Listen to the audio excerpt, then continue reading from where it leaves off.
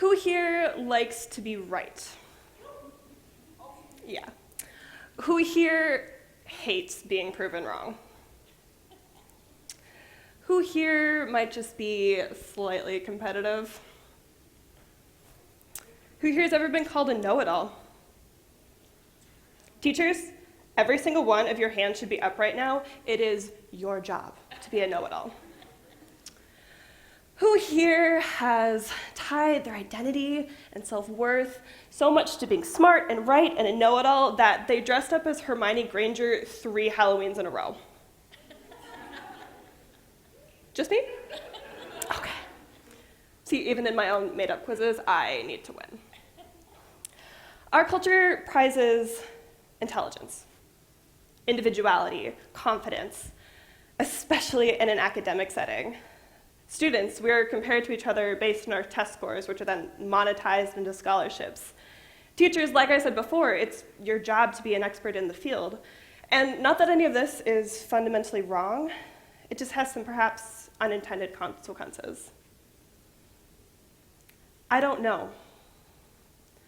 Those 3 words are so hard to say.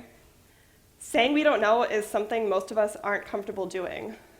Saying it is a skill, but one that isn't often valued and even less often taught. But the thing is, to know you don't know and be okay with it is crucial to having an open mind, which of course is the key to creating and benefiting from all the connections that life offers, from people to community to ideas to the universe at large. You have to have an open mind. Last semester, I studied abroad in Norway, and this experience fundamentally shaped how I approached the connections in my life. But just because I had to cross an ocean to figure it out, the skills and the opportunities can be found right here at MSUM. There are 3 core values: humility, grit, and heart. And yes, I know it actually goes grit, humility, heart, but for narrative purposes, please bear with me. Norway has some of the most beautiful our Earth has to offer. And if you know anything about me, you know that I love to be outside. Hiking, biking, kayaking, you name it, I'm there.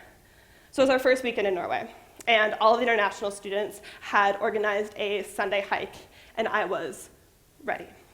I had studied Northern European bird lists, researched the geology of the area, what type of forest we would be in. I was prepped. Until one of the organizers texted, "All right, guys, we're going to be starting at 13:30, hiking about 8 kilometers, and the forecast is going to be a sunny 10 degrees. Clearly, I was not as prepared as I thought I was. And now all of the internationals are laughing at us in our silly imperial system. I felt like I was about 5 years old, just needing the very basics of the world explained to me. And this was just the first time of many I felt this way about my world knowledge. Needless to say, after that semester in Norway, I've become quite good at saying I don't know. It's actually become one of my favorite things to say. And I've discovered it has some really amazing benefits. First, I don't know creates the opportunity for someone to share something they know. You could, wait for it, learn something. But more importantly, I don't know shows that you're imperfect and vulnerable as any human is, which leads to my second point.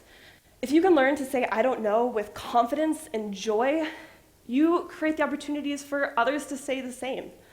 Let's dispel this atmosphere that if you haven't seen the latest blockbuster movie or don't know all the details to every story to hit the news that you're somehow uncool or out of touch. There's so much going on in our world, it is impossible to keep up with it. We depend on other people for our knowledge. So if you can create opportunities for other people to say, I don't know, and then you can share something that you know, then you can just continue to add to that system. Finally, and this point is most important for teachers or those in power, I don't know humanizes you, gives you humility, puts you on the same plane as everyone else. So if by your own example, you can create spaces where other people can be vulnerable, knowledge begins to flow and true connections begin to form. I don't know can create some really positive effects on your relationships with other people, but I found it can have even more profound effects on your relationship with yourself. For me, having the humility to say I don't know started to divorce my self-worth and my identity from my intellect. I no longer dress up as Hermione Granger for Halloween.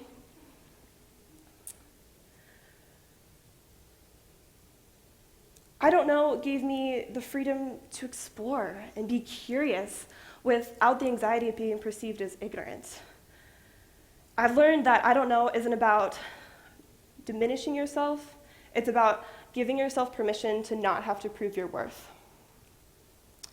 So if I don't know is your curiosity pushing you to explore, that could mean travel or taking a course outside your major, or even just trying a new food. But the thing about exploring is that it is rarely comfortable. We don't like not knowing things. It is difficult to be an outsider, to be different. That doesn't mean you shouldn't do it. You should just know that it's going to be uncomfortable, and you have to learn to sit with that, to lean into it, to have grit. One thing that they don't tell you about living in a foreign country is how often you'll embarrass yourself. It's not all Instagram filters and exotic geotags, but traveling, especially alone, especially as a woman, is one hell of a way to build grit. Some weeks being gritty meant getting on a train with just a backpack and spending nights alone in a hostel. But the grit that I want to talk to you about tonight are about the weeks that being gritty meant walking to the grocery store where I would embarrass myself once a week just trying to eat. I was like a star-nosed mole, just blindly groping about, trying to figure out what the heck anything was. And then I would stumble through some Norwegian with the store clerk, and then I was in a panic because someone was behind me. And fun fact, you have to bag your own groceries in Norway. A small thing, but one I arrogantly did not assume at first, and was harshly scolded by an older Norwegian gentleman. Cultural faux pas, number one. Just doing everyday basic things becomes very difficult. And then, of course, there's the culture shock. Having your paradigm shifted, asking yourself, why do I believe this? Why do I do what I do? Of course, we don't like to feel that way. It's a challenge. We perceive it as a conflict. And what do we do in a conflict? Well, if you're my brand of Midwest, you shut down. You avoid it at all costs. Other people go on the offensive, lashing out at the perceived attack. Either way, what happens to your mind? It's like a bear trap. There is no way it is getting open at this point, which is why you have to have grit, to sit with the discomfort, to not let it become a conflict, to have the muscle to keep your mind open. Seek out opportunities that challenge you, that make you ask questions, that make you question your views, and to know that it's okay to say, I don't know. Continue to use your humility to separate your identity and self-worth from your intellect. It's not about changing every view you hold, but just becoming aware of the multitudes that exist around you. It's not going to be easy, but I promise it'll be worth it. Once I became more open to the world, I began to experience less competition and more compassion.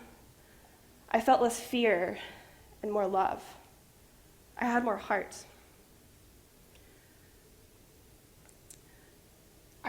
Became easier to see how I'm connected to the world as a global citizen, a cell in a greater ecology, if you will.